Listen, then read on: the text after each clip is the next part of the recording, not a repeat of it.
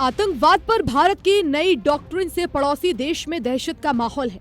इस्लामाबाद के एक think tank CISS ने रविवार को चेतावनी दी है कि भारत का न्यू नॉर्मल मिलिट्री सिद्धांत न्यूक्लियर हथियारों से लैस साउथ एशिया में अस्थिरता पैदा करने वाली ताकत है।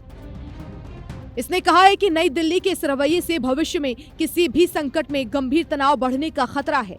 रिसर्च इंस्टीट्यूट ने एक मीडिया बयान में कहा कि centre for international strategic studies CISS का ये आकलन ऑस्ट्रेलियाई जानकारों और अधिकारियों के साथ बातचीत के दौरान आया।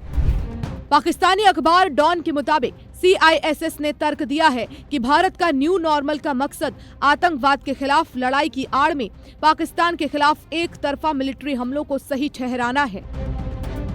थिंक टैंक ने कहा कि सुरक्षा सिद्धांत जो 2019 से भारत की नीति का केंद्र रहा है और इस साल फिर से लागू किया गया है, वो कथित सीमा पार हमलों के लिए ऑपरेशन सिंदूर जैसे पारंपरिक सैन्य जवाबों की ओर बदलाव का संकेत देता है और संकेत देती है कि भारत भविष्य के संघर्षों में पाकिस्तान के परमाणु प्रतिरोध को ध्यान में रखे बिना कार्रवाई कर सकता है।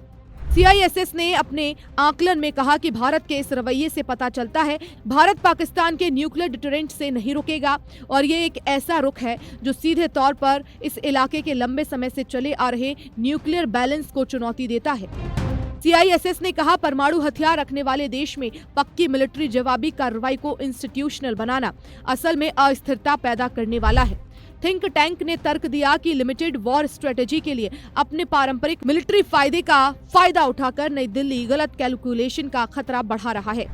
CISF ने यह भी तर्क दिया कि भारत के सैन्य आधुनिकीकरण के लिए पश्चिमी समर्थन इस दोषपूर्ण धारणा पर आधारित है कि नई दिल्ली मुख्य रूप से चीन के प्रतिकार के रूप में काम करेगा।